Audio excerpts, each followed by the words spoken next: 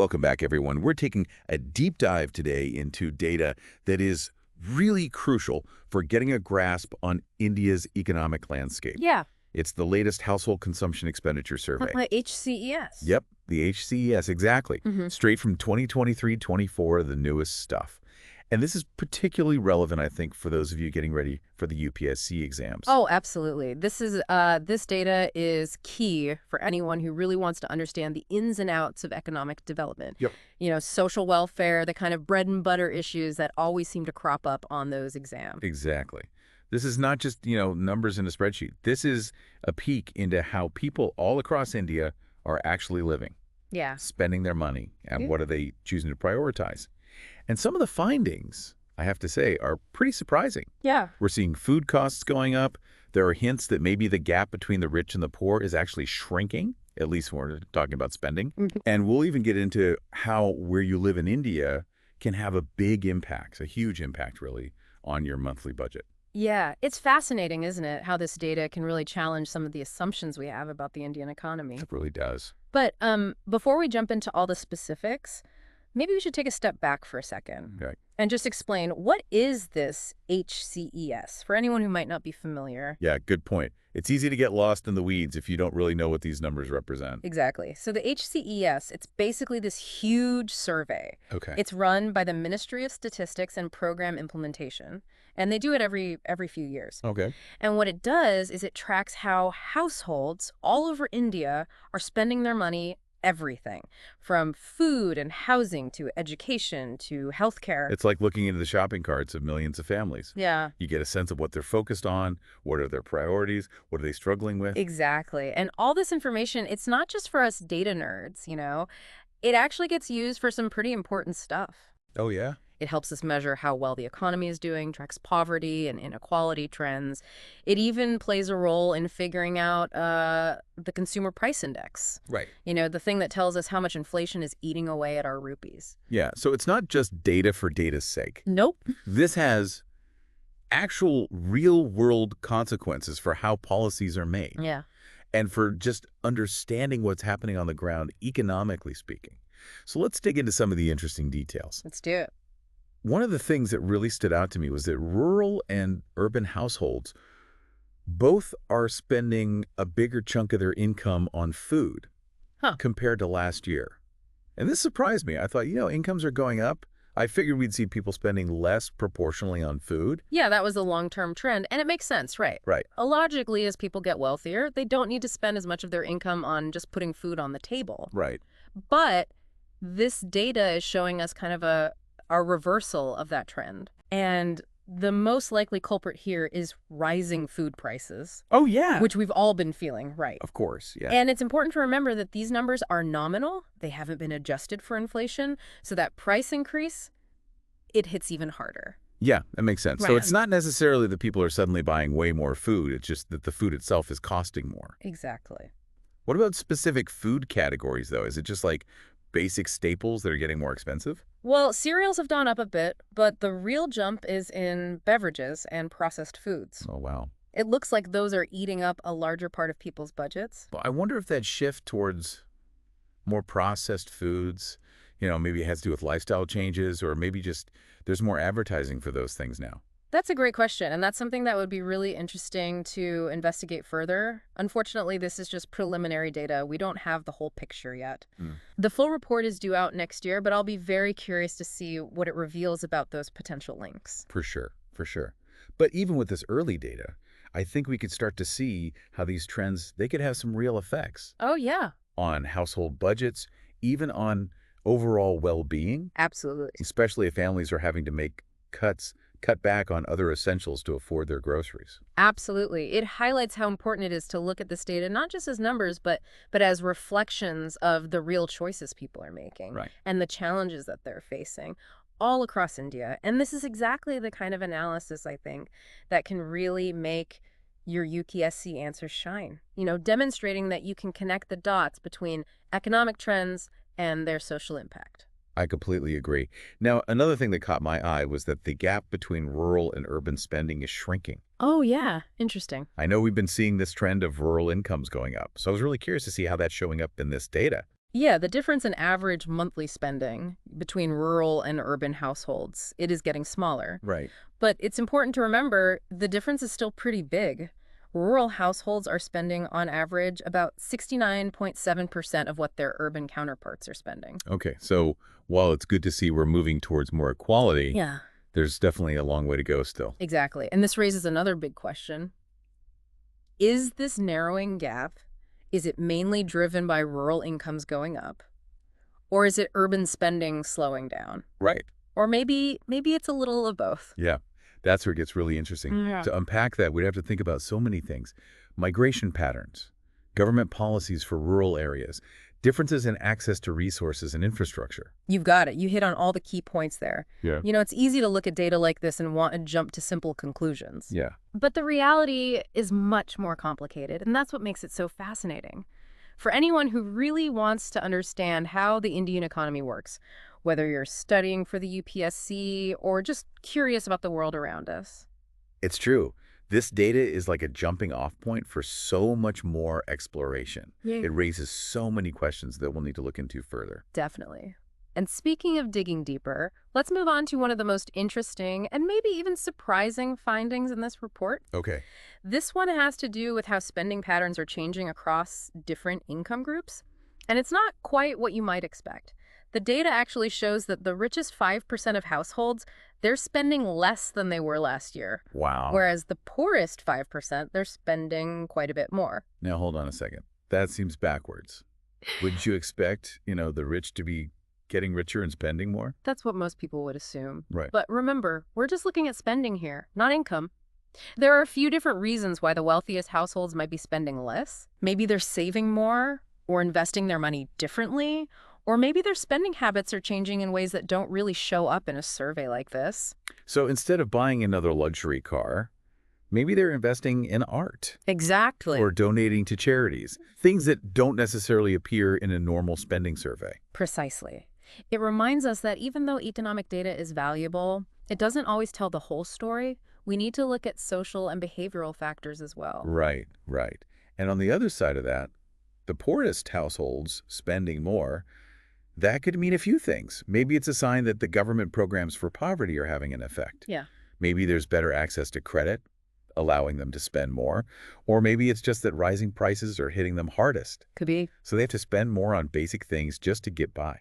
You're absolutely right. Again, it's important to be careful about drawing big conclusions just from this early data, but it definitely makes us think about how income and spending are spread out in India. It really does. Yeah. So if the richest are spending less and the poorest are spending more, does that mean that inequality is going down in India? That's the big question, isn't it? And it leads us to a really important measurement called the Gini coefficient, Oh, yeah. which is a way to measure income inequality. I remember studying that for the UPSC, but a little refresher would be great. Of course.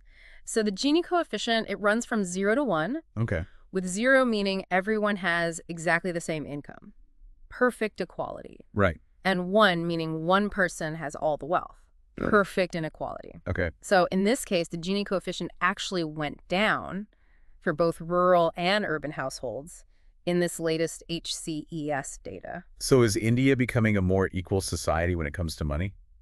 That's the million rupee question. Yeah. There's definitely encouraging data, but it's just one point in time. Right. We need to look at trends over a longer period to really know if this is a lasting change or just a temporary blip. So no celebrating just yet, but definitely a good sign. Absolutely. But what else could be causing this shift? Could it be government policies, social programs, or something totally different? We're going to dive into all of that right after a quick. Actually, before we move on, I want to highlight something for our listeners, especially those getting ready for the UPSC exams. Yeah.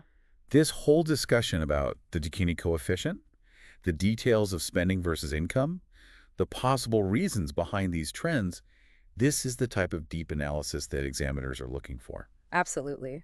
Showing that you can go beyond just repeating the data, that you can actually think critically about what it means, Right. what could be causing these trends, and what the consequences might be. That's what makes you stand out. It's showing that you really get the complexity of this issue and that you can engage with it in a thoughtful way. Precisely. Now, before we get too carried away, Yeah. let's move on to the next piece of this puzzle. How location affects spending patterns. Ooh, Okay. And this is where things get even more interesting. I have a feeling you're going to quiz us on this. Maybe, maybe not. But first, picture this. Imagine India as a giant map. Okay. Each state has its own spending personality. Okay. Some states are big spenders, others are more careful with their money. What do you think causes those differences? I would guess things like, cost of living, how economically developed a state is, and even cultural factors could be part of it. You're right on the money. It's a fascinating mix of economic and social forces at play. Now, put your thinking caps on and see if you can guess. Which state do you think has the highest average monthly spending per household? Hmm. And on the other end of things, which state has the lowest? That's a tough one. Yeah. I'm going to need a minute to think about that. Listeners, you can play along too. Don't forget to factor in things like urbanization levels, the main industries in each state, and even government policies that might be influencing spending. Okay. I think I've got my guesses. But before we give away the answers, let's take a quick break. Don't go anywhere. We'll be right back with the results, and we'll take a deeper look at how spending habits vary across different parts of India. And, hey, don't forget to like and subscribe to The Deep Dive for more insightful analysis like this. Welcome back, everyone. Before the break, we were about to spill the beans on which states in India have the highest and lowest average monthly spending. Ready for the big reveal. Oh, absolutely. I'm all ears, late on it. Okay, so the states with the highest average monthly spending are Maharashtra, Punjab, Tamil Nadu, Telangana, Kerala, Karnataka, Haryana, Gujarat, and Andhra Pradesh. Quite the list. But you can see some clear economic powerhouses in there. That makes total sense. Those states are known for their strong industries, higher incomes and more urban populations, all things that would probably lead to more spending. Exactly. Now, on the flip side, the states with the lower average monthly spending, we have West Bengal, Bihar, Assam, Odisha, Uttar Pradesh, Madhya Pradesh, Jharkhand, and Chhattisgarh. Yeah, those states tend to have larger rural populations and lower per capita incomes compared to the big spenders. So naturally, that's going to impact the overall spending levels. Right on. Now, here's where things get interesting. Rajasthan, it's kind of a unique case. Their rural spending is actually above the national average, but their urban spending, it's lower. What do you think might be driving that? Ooh, that's a good one. Could it be something to do with the state government's focus on rural development? Or maybe more money flowing into rural areas from migrant workers, remittances? Those are some excellent points. It really shows how important it is to not just look at the overall data. You have to consider those specific regional factors too. Each state has its own unique economic and social situation that's going to affect how people spend their money. It's like each state has its own, economic fingerprint. And understanding those little details is crucial, especially for anyone studying for the UPSC. I mean, examiners love to see that you can analyze data within the context of those regional differences. Absolutely. And specific state policies. It's not enough to just memorize facts and figures. You have to show a deeper understanding of what's driving those trends. Before we wrap up this whole location discussion, I want to bring up something that's been on my mind. Throughout this entire deep dive, actually, we've talked about rising food costs, those shifts in spending across different income groups, and now these regional differences. It all paints a picture of a really dynamic, complex Indian economy. It is. It's incredibly dynamic, and that's what makes studying it so interesting. There's always something new to learn, new trends to analyze, new challenges to think about. It's like a constantly evolving puzzle, and this HCES data is just one piece of it, but a really important one. Exactly. And again, for those of you out there preparing for the UPSC exams, don't look at this data in a vacuum. Connect it with other economic indicators, government policies, what's happening in the news. Show them you can see the bigger picture. So it's not just what you know, it's how you use it. Precisely. And remember, the Indian economy, it never sits still. Stay curious, keep learning, and never be afraid to ask questions. And if you're enjoying these deep dives, well, why not hit that subscribe button? Yeah. And if you found this one helpful, give us a like and leave a comment. We always love hearing from you all. Now, I know we're all eager to hear your final takeaways from this data, but I had one more question before we get to that. Okay. We talked about why the richest households might be spending less, but we haven't really dug into the other side of that. What does it mean when the poorest households are spending more? Is that always a good thing? That's such a good question. And one we should think about carefully. I I mean, on the surface, if the poorest people are spending more, that sounds like a good thing, right? Right. It could mean they have more money to spend, that their lives are getting better. Yeah, it could mean they can finally afford those basic necessities or even some small things that they couldn't before. Right. But we should be careful about jumping to conclusions. More spending by the poorest could also be because of things that aren't so good. Yeah. Maybe prices are going up, and it's hurting them the most. So they're forced to spend more just to maintain the same standard of living. That's a really important point. Their spending might be going up, but their overall well-being might not be improving at the same pace or even getting worse. Exactly. It's like a reminder that economic data can be tricky. We need to really dig in and understand the context. Are people spending more because they're actually better off? Right. Or because they have to, just to survive? That's a powerful thought. It reminds us that economic progress, it's not just about how much people can spend. It's about their well-being and their quality of life, too. Absolutely. And that's why this data from the HCES is so valuable. It gets us talking about these important issues, about economic policy, social welfare, and how resources are distributed. It really does. It makes us ask those tough questions and think critically about how we measure progress and work towards a fairer society. Couldn't have put it better myself. And with that, I think it's time to wrap up this deep dive and offer our listeners some final food for thought. Yeah, I'm really interested to hear your overall takeaways from this data and what insights you want to leave our audience with, especially for those prepping for the UPSC. So remember, this HCES data, it's just the beginning. It's a great tool for getting a handle on India's economic landscape, but it's so important to dig deeper, connect the dots, and look at the data in relation to other economic indicators, government policies, and what's happening in the world around us. Don't just memorize, facts and figures. Show them you can think critically and make strong arguments. So it's not just about what you know, it's about how you apply it. Exactly. And remember, the Indian economy, it's constantly changing. Stay curious, keep learning, and never stop asking questions. And if you're enjoying these deep dives into all sorts of complex topics, well, make sure to subscribe to The Deep Dive. Yes, and don't forget to give us a like and leave a comment. We really appreciate hearing from our listeners. Until next time, keep those minds curious and those analytical gears turning. Okay, so we've really covered a lot of ground today. We have. From rising food costs and those changes in spending gaps to the interesting shifts in spending across those different income groups and those unique kind of economic fingerprints, that each state has. Yeah. It's clear that India's economic landscape, it's not standing still. No, not at all. It's dynamic, complex, and this data from the HCES, it really gives us a peek into how those systems are actually playing out, in real people's lives. Yeah, it's like we've been putting together this giant puzzle. Yeah. And every data point gives us another piece of the picture. But one of the things that struck me the most is how this data, it really makes us rethink some of our assumptions. That's what I love about data. It can really shake up our preconceived notions, make us look at things in a new light. Exactly. Like I would have thought, as incomes go up, people would spend less of their budget on food. Yeah. But this HCES data, it's telling a different story.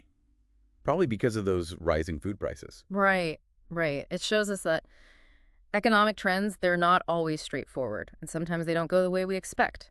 And it really highlights how important it is to, look beyond just the surface level data and think about all the different things that are going on. For sure, for sure.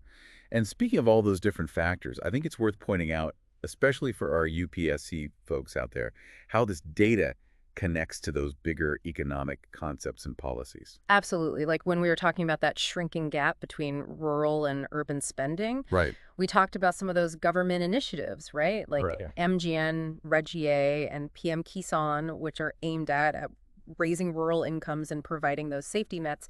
Those are totally relevant to this conversation. It's all about connecting the dots and showing that you understand how these smaller trends are influenced by those larger policies and, the bigger forces at play in the economy. Exactly. And this goes for everything we've talked about today, from the impact of inflation on household budgets to the ways government programs might be affecting spending patterns for different income groups. So for those of you getting ready for the UPSC, this HCES data, Yeah. it's not just about memorizing numbers. Yep. It's about understanding what's behind those numbers, the economic forces that are shaping them, and what those numbers mean for policy. Couldn't have said it better myself. Now, before we sign off, I want to leave you all with one final thought. This HCES data, it's a snapshot of where India is economically right now. But it also gives us a glimpse of what might be coming down the road. Hmm. By understanding these trends and what's causing them, we can get a better sense of the challenges and opportunities that are on the horizon. It's about using this data to make smart decisions, whether that's, for ourselves when we're thinking about our own finances or for those who are making policy decisions, or even just to help us understand the world better. Beautifully put. And on that note, it's time for us to say goodbye. Thank you so much for joining us on this deep dive into India's spending habits. Yeah. We hope you found it insightful and interesting and maybe even a little bit inspiring. If you like this episode and you want to explore more cool data-driven insights like this, make sure you subscribe to the deep dive. And don't forget to give us a like and leave a comment. We love hearing from you. Absolutely. Until next time, keep those minds curious and those analytical gears turning.